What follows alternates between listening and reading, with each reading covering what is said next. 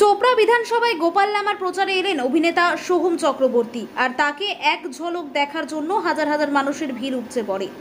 মঙ্গলবার দার্জিলিং লোকসভা আসনের তৃণমূলের মনোনীত প্রার্থী গোপাল লামার এক বিশাল জনসভার আয়োজন করে দাসপাড়া অঞ্চল কমিটি, আর তারই প্রচারে এলেন অভিনেতা সোহম চক্রবর্তী এবং রাজ্যের মন্ত্রী অরূপ বিশ্বাস।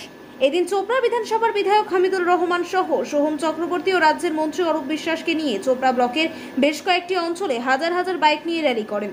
বাইক র্যালি শেষে জনসভা করা হয় দাসপাড়া গ্রাম পঞ্চায়েতের নন্দীগঞ্জ স্কুল মাঠে।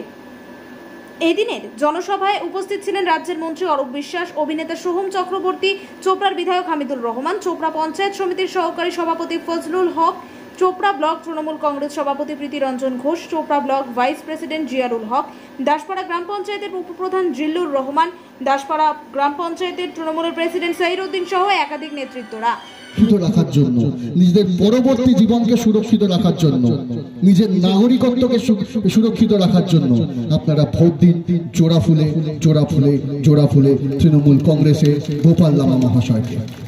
আমি এই বলি আজকে আপনাদের থেকে বিদায় নেব, কিন্তু আসার সময় কোনো অংশে আমাদের এটা মনে হলো না যে আমরা কোনো রকম ভাবে একটা র্যালি করে এলাম। এখন থেকেই দেখছি আমার লক্ষ্মীর ভান্ডার মায়েরা দিদিরা রাস্তার দুধারে দাঁড়িয়েছিল। রাজনীতির মঞ্চ থেকে সিনেমা ডায়লগ বলি না, কিন্তু যখন তোমরা বলছো একটা প্রথমবার বলছি,